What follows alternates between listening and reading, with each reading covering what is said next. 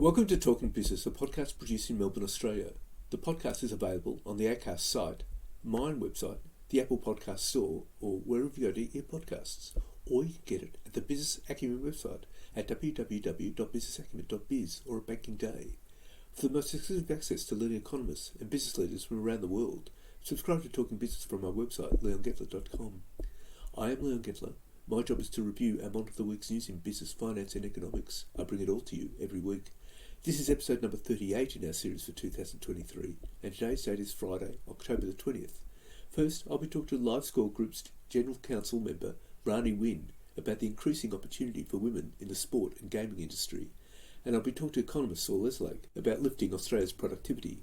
But first, let's talk to Rani Wynn. Rani, why did you choose to establish women in sport and gaming? So I was coming back from maternity leave, and I guess I was feeling a little bit vulnerable in terms of it's such a shift in your identity. And I wanted to kind of create a bond or more of a sort of sense of belonging with the other women across our business. We're a very disparate business. There's lots of offices across sort of Europe and also Africa.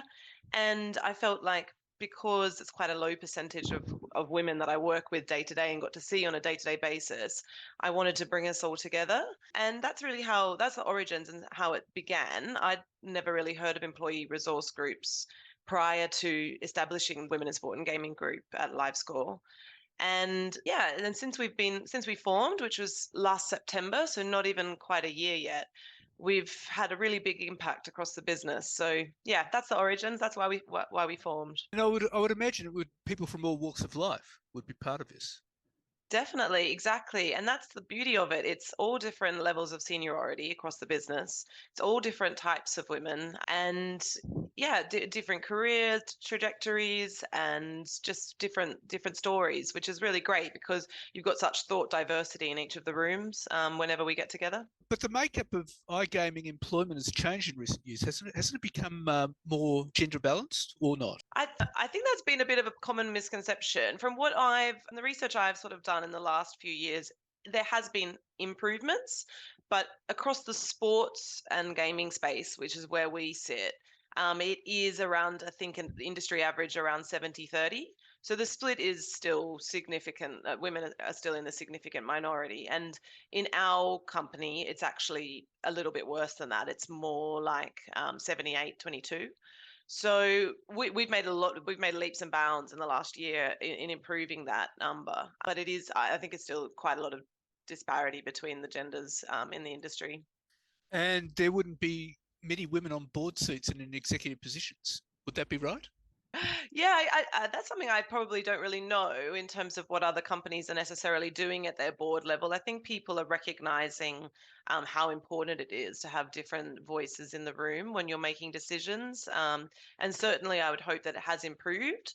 But on our board, there's two women, and I do think it is really critical to have different perspectives for business growth, really. How will this directive help the LiveScore Group as an employer? Yeah, so the Women in Sport and Gaming Group has really worked hard with our people team and the board to introduce a number of different kind of initiatives and work closely with HR in introducing different initiatives that I think is really makes LiveScore a leading employer in this space. So we've released updated family packages, and if I just focus on the maternity package, it's 6 months full pay plus 6 months half pay, which is pretty outstanding for new mothers. So that's kind of an industry leading package that attracts women to our business. We've also about to launch our fertility policy. We've got pregnancy loss and menopause policies as well. And really, we've also tried to kind of make our job descriptions very agnostic. We're encouraging people from all walks of life to apply so that we can get more women into the top of the funnel in terms of applying for roles within the business. And I think just having this collective group of women that get together, that network, that have great social activities as well is also an attractive prospect for women joining the business. So I think it has made personally, I think it has made LiveScore a more attractive employer and certainly hopefully a leader in the space as well. And you're attracting more women because of this? We are, yes, we are. So our numbers have shifted quite significantly. It's around 9 percentage points in terms of top of the funnel applications that have been increasing for women in the last year.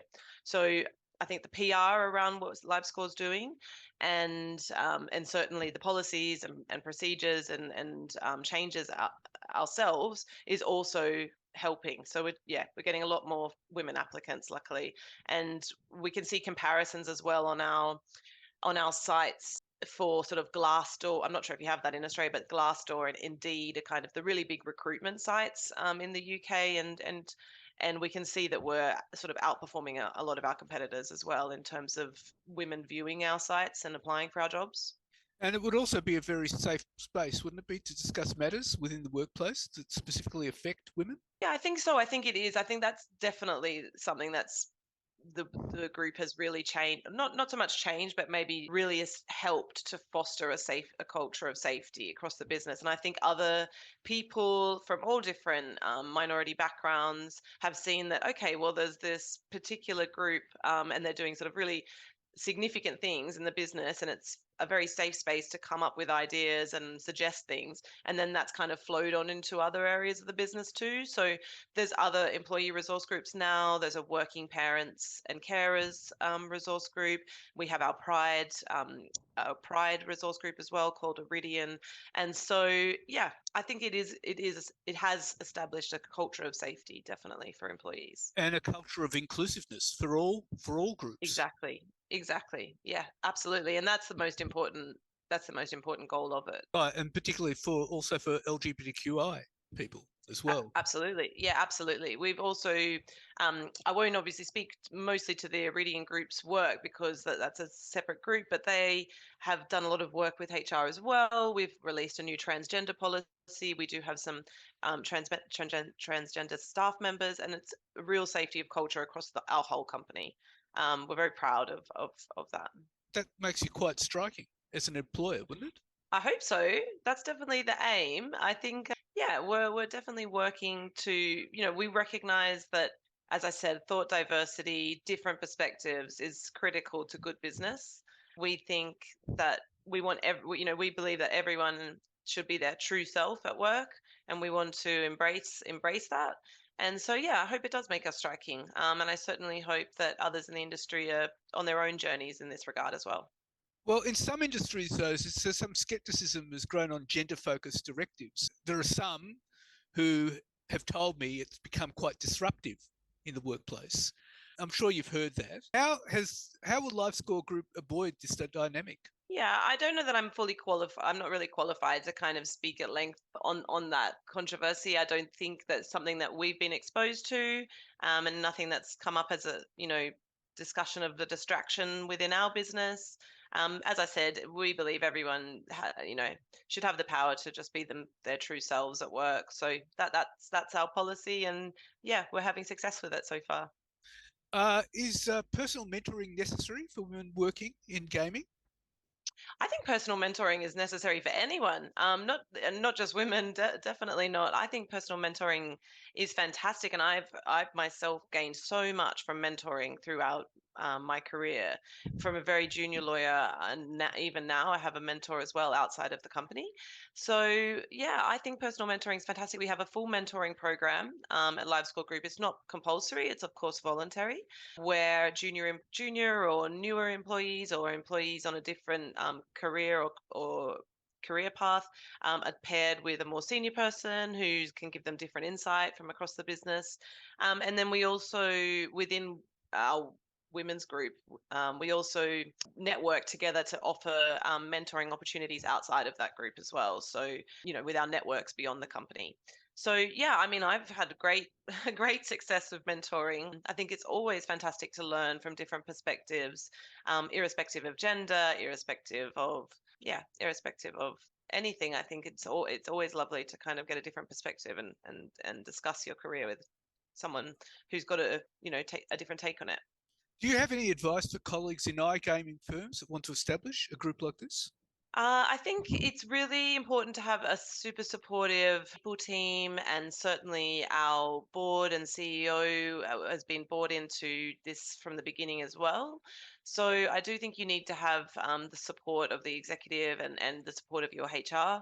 But otherwise, it's been relatively easy, to be honest with you. I think getting a group of women together and sort of organizing and cascading meetings and plans has actually been relatively straightforward. And we've just got such a fantastic group where everyone's an active participant. Lots of people have ideas. Lots of people put their hand up to, take forward this or that from our agenda. So yeah, I've actually found it relatively simple to organize. And I hope that other companies would be as, embracing of this kind of idea. So you would expect this would take off in the iGaming sector? I'm not sure. I'm not sure about takeoff. I think employee resource groups have been around for a while, from what I understand. So I know that we're not totally unique in this regard. But yeah, I hope. I mean, I've spoken about it a few times now. I've spoken about it in the industry press and at some of our industry conferences, and a lot of people have come up to me and asked me how they would potentially establish it within their organizations, and we've talked through ideas. So it doesn't have to be a carbon copy, of course. Every organization is unique. It has its own unique culture and values. But certainly, I think if people do want to kick something off like this, it's actually not that difficult once you sort of get going. Providing they have the support of senior management and the I think so. executives. Yeah, exactly. I think that is important and critical, because you wouldn't want to do anything that sort of goes against, senior management's ideas. But yeah, I can't imagine that it's overly controversial. Well, Rani, it's been a delight talking to you, and thank you very much for your time. Thank you. Thank you, Leon. Thanks for having me. And now let's talk to economist Saul Eslake. Well, Saul, the Productivity Commission last week said Australian productivity fell by 2%, which is not good. What's your view about this? Well, it isn't good in the long run. As Paul Krugman famously said some 30 years ago, productivity isn't everything, but in the long run, it's almost everything. And there's an enormous body of research which I think convincingly demonstrates that over long periods of time, productivity growth is the only sustainable basis for improvements in people's material standards of living. One of the main reasons why growth in net national disposable income per head in real terms in Australia during the past decade has been the slowest since the 1930s has been because of the slowing in our rate of productivity growth. Now, that's not unique to Australia. Most advanced economies have experienced some slowing in productivity growth as well. And indeed, some of them have experienced a sharper slowdown in productivity growth than we have, the United Kingdom being a very specific example.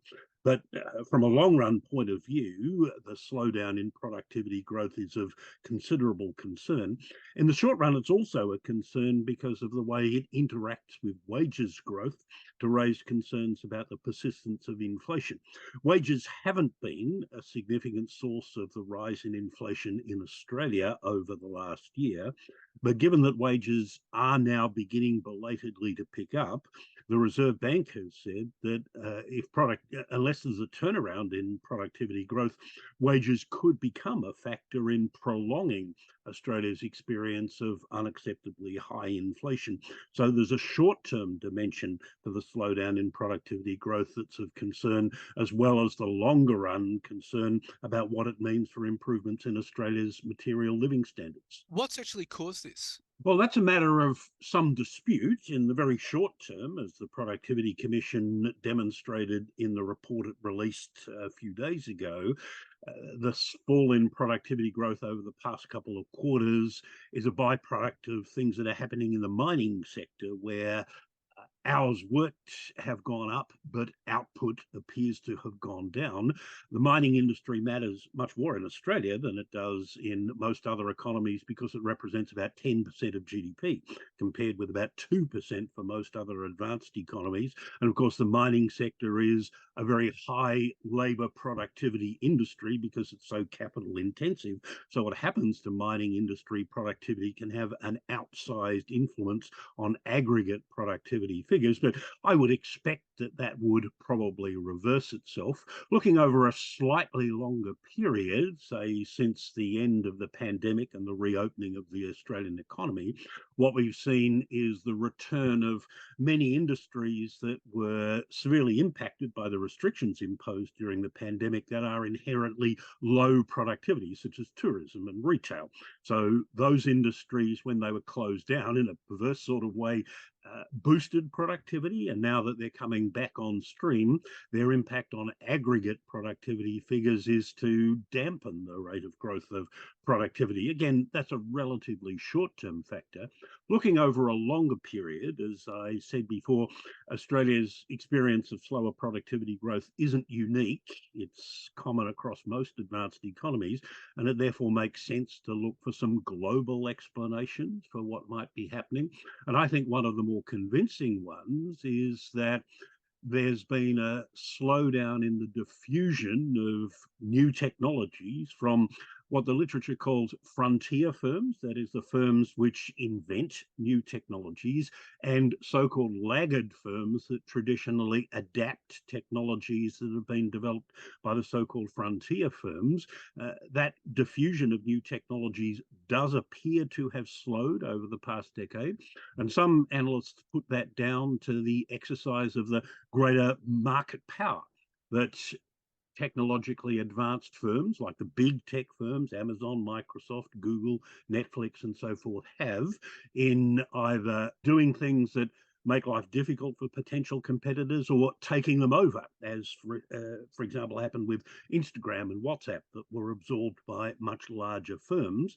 So that there's some evidence to support that view in the United States and globally. There's also been, as some writers observe, and it was mentioned in the recent white paper on full employment issued by the Australian government, that there appears to have been a reduction in the so-called dynamism of the Australian economy. And there are a couple of dimensions of that. First, people are changing jobs less often. And that's also probably a cause of weak wage growth in the years leading up to the pandemic. The rate of new business creation has slowed. The rate of exit of firms has slowed as well. And Japanese experience with an extended period of very low interest rates suggests that in a low interest rate environment, so-called zombie firms, that is firms with very low levels of productivity, are able to stay in business longer because they're less likely to encounter financial difficulties. That probably exerts a drag on productivity as well, and there's certainly evidence to support that in Australia. Perhaps a little more controversially, I argue that policies that preference small business simply because it's small and for no other reason, and we've had quite a lot of those in Australia at both the federal and state levels over the past decade, they probably have an adverse impact on productivity as well, because there's evidence to show that productivity is lower in small businesses than in medium-sized and big ones, that small businesses are less likely to innovate in multiple dimensions than medium-sized or large ones. And so to the extent that payroll tax and company tax preferences for small business do actually help prolong the lives of small businesses, that probably has an adverse impact on productivity as well. In other words, what I'm saying here is that there are multiple causes of the slowdown in productivity growth, and the solutions to those problems are not the solutions that Australia adopted in the 1980s and 1990s to address the slowdown in productivity growth we'd experienced prior to then. You can't repeat the privatizations and deregulations and reductions in tariffs that we did during that period that certainly helped boost productivity. The distribution of the benefits of those productivity enhancing reforms has also been contentious and probably eroded public support that governments need if they're to embark on productivity enhancing reforms. So Australia won't be alone in finding it difficult to reverse the slide in productivity growth that's occurred over the past 10 to 15 years. But if we don't, then we'll have to become accustomed to much slower growth in much slower improvements in our living standards than we've come to expect. I'm wondering whether the uptake of technology could actually address this productivity issue.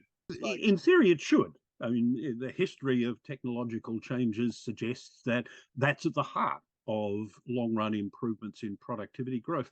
But the history also suggests that what the literature calls general-purpose technologies, that is, technological advances that have a wide variety of potential applications, can take a surprisingly long time to impact on productivity figures. A good example is electricity, which was invented in the early 1870s in the United States, but didn't really start to have a major discernible impact on productivity growth and living standards until starting in the 1920s. It took a long time for businesses and entrepreneurs to figure out how to apply electricity in ways that would transform and improve productivity. The internal combustion engine is another example that was invented, I think, in the latter part of the 19th century.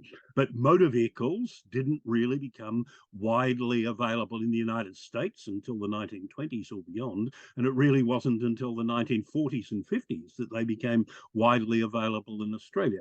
So it takes time in many cases to establish the widespread networks that are required for new general purpose technologies to be widely applied. It takes time for people and firms to discover how to use them in the most effective ways. And I think that will probably turn out to be true of some of the advances in technology that we're seeing now, especially artificial intelligence. Well, I was going to say artificial intelligence would be one example, but I would add to that the internet was developed many decades ago, but it's only took off in the last decade or so.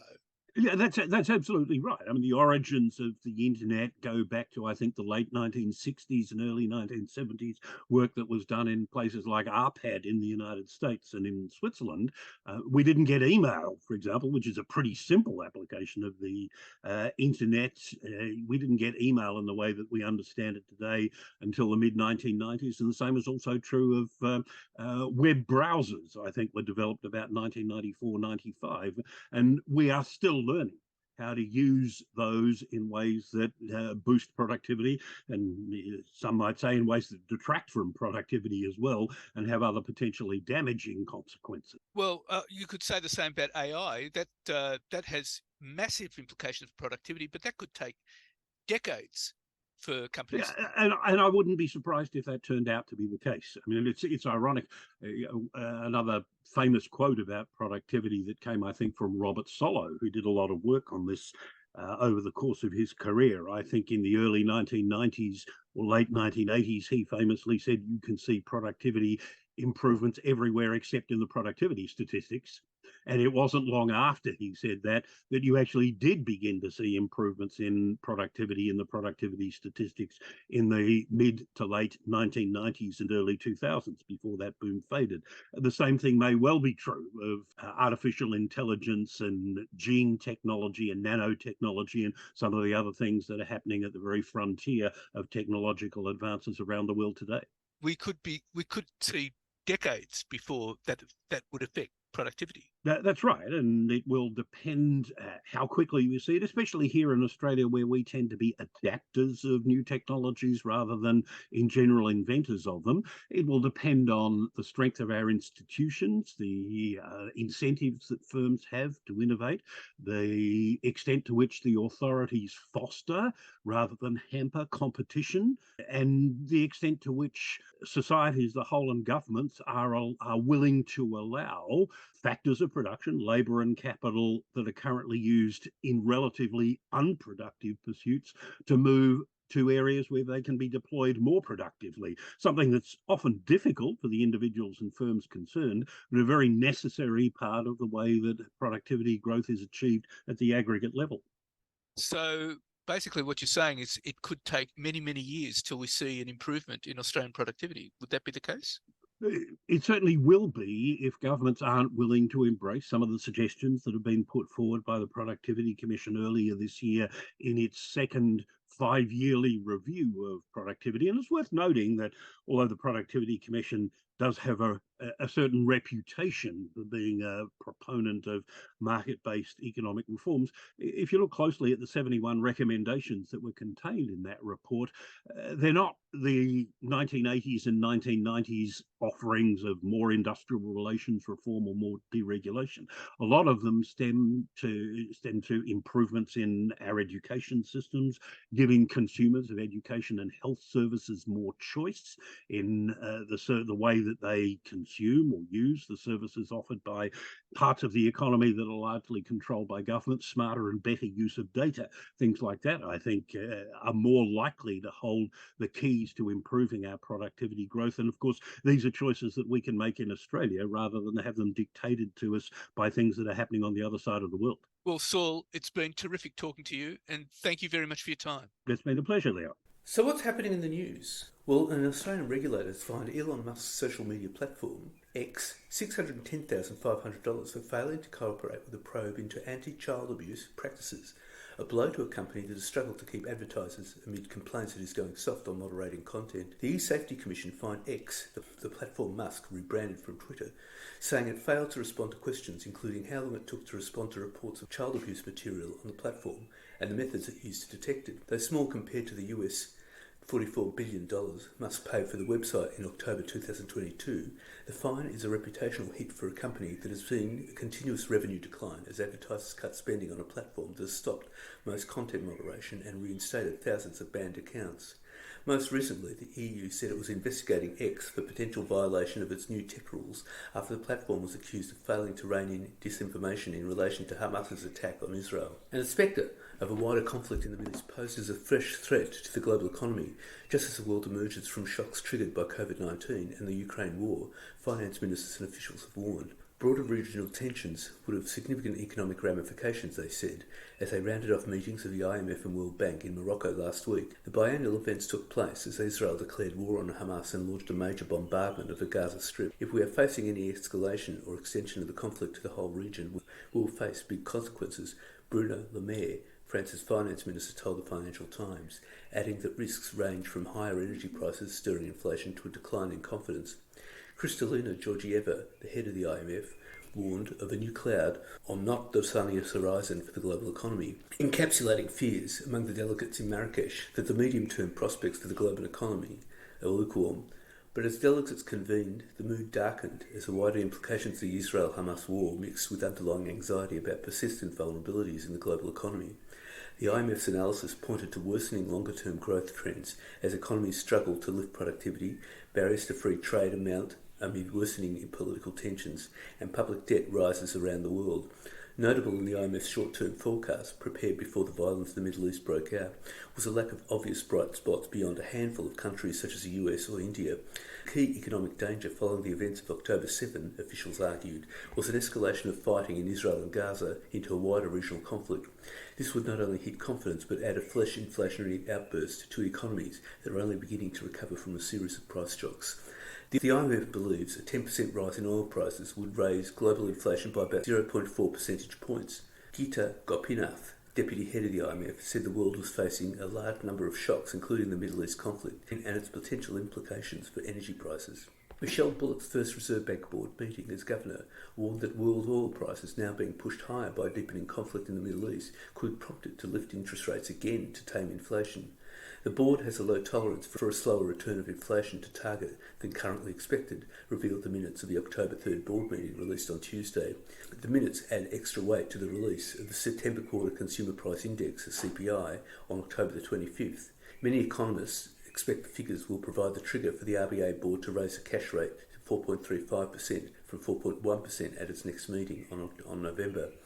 The RBA minutes called out both persistent services price inflation and the sharp rise in oil prices since June as a significant concern given how long inflation is likely to be above target. It was noted that the rise in petrol prices would continue to underpin inflation over coming months and could influence household inflation expectations, the minute said. The RBA does not expect inflation to return to its 2% to 3% target band until December 2025. And the federal government will require crypto exchanges to hold a financial services licence issued by the corporate regulator under a new regime bolstered with specific obligations to reduce risk for investors while supporting the growth of the digital asset sector. Assistant Treasurer Stephen Jones announced the government's long-anticipated regulatory regime at the Australian Financial Review Crypto Summit on Monday morning, where he said that regulation will protect users by reducing the risk of scams and of exchanges collapsing. The government has decided to regulate at the level of the crypto exchanges rather than specific tokens, and will do so under existing financial services laws rather than creating a bespoke regime. Exchanges holding more than $5 million in aggregate or more than $1,500 for any individual will have to obtain an Australian Financial Services Licence, AFSL, which are granted by the Australian Securities Investments Commission. This will require the exchanges to provide services honestly and fairly, manage conflicts of interest, make disclosures, submit financial accounts, and meet solvency and cash reserve requirements. Rules around asset custody will also be included. The guidelines for exchanges, which hold billions of dollars in crypto, held by 1 in 4 Australians according to Treasury, will lift consumer protections in a sector that has internationally been plagued by hacks and poor risk management. This was exemplified by the collapse of the US crypto exchange FTX, which triggered losses for around 30,000 Australians. And cryptocurrency advocates are tipping the price for Bitcoin to reach US $100,000 within the next 5 years if approval of the first exchange-traded funds for digital assets open the floodgates to institutional investors. Lisa Waite, the chief executive of Digital X, which runs 2 digital asset funds for wholesale investors, said really grounded analysis by her team suggested that Bitcoin would easily reach the equivalent of 6 figures in US dollars in the near future. I think a lot of people in the industry have PTSD of last year, but it's undeniable over the long-term horizon that Bitcoin will be a really great investment class, she said. If just 1% of all global wealth was to put into Bitcoin, that gets us to US $100,000 within 5 years, she said. Not to be outdone, Richard Galvin, chief executive and co-founder of Digital Asset Capital Management, said he could see Bitcoin reaching $101,000 US dollars in the same time period. Mr. Galvin added that DACM had been fielding interest from institutional and sophisticated investors, including family offices, looking for exposure to its alternative assets. And by the time the Yes campaign kicked off its final multi-million-dollar advertising blitz, it was too late. Opponents of a voice to Parliament had been running consistent targeted messages in key states for more than 8 months. Political strategy and advertising experts say that although it appeared Yes Group's far outspent the No camp, the No side's clear message and repetition was key to its resounding win in Saturday's referendum. The Yes campaign had the backing of corporate Australia, the likes of BHP, Rio Tinto, Wesfarmers, ANZ Quant, and Visi Industries Executive Chairman Anthony Pratt publicly disclosed more than $26 billion in combined donations. On the other side, billionaire Clive Palmer said he would spend $2 million promoting the No vote and ran a series of large newspaper ads in the final weeks. Adam Giles, the boss of Gina Rinehart's Hancock Agriculture, made it clear he felt companies should stay out of the debate. Ms Rinehart did, however, attend the No campaign event on Saturday night. Conservative lobby group Advance created Fair Australia in February and immediately started spending thousands of dollars for the No vote on social media. Its ads, which mostly showed Jacinta Namjimpa Price, Maura Mundine and Tony Abbott, said a voice would cause division.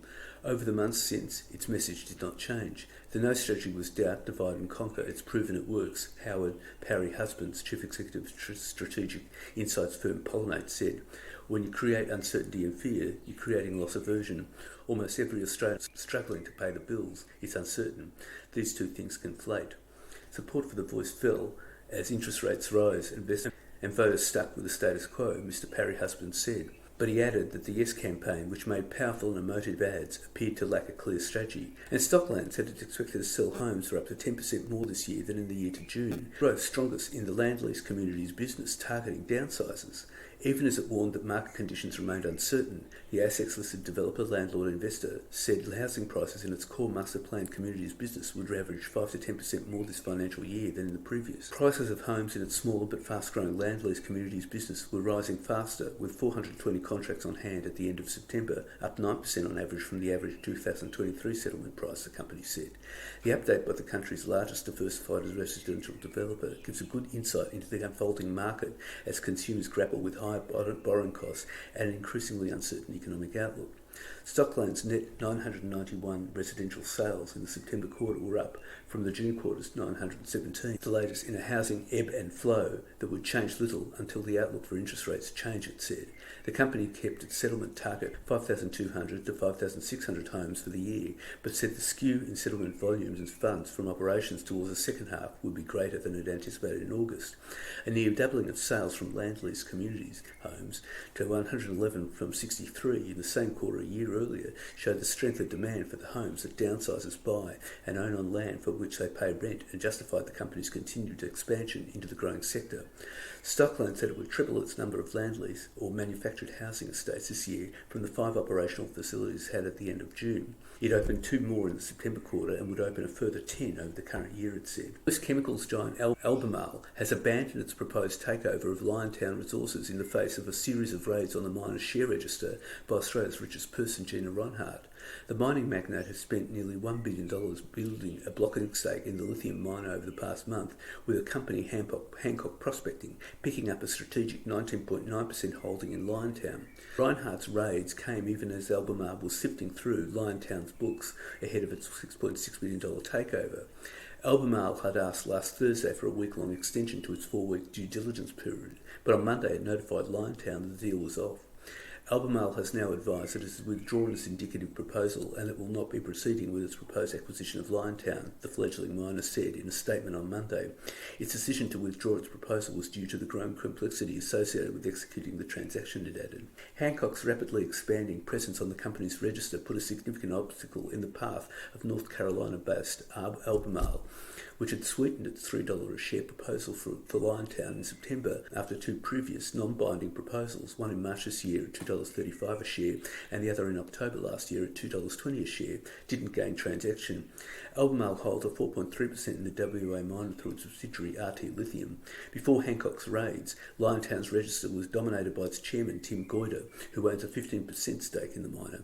Another 20% was reportedly in the hands of our investors closely aligned to Goyder. Lithium has shot to prominence over the past decade as a key component in modern home and grid batteries used to store the renewable energy generated from wind and solar or to power electric cars.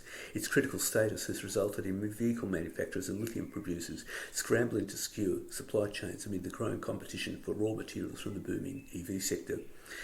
And that's it for this week. And next week I'll be talking to Sonia Schwabsky, the CEO of Quick Copy, focusing on the franchise company's growth strategy.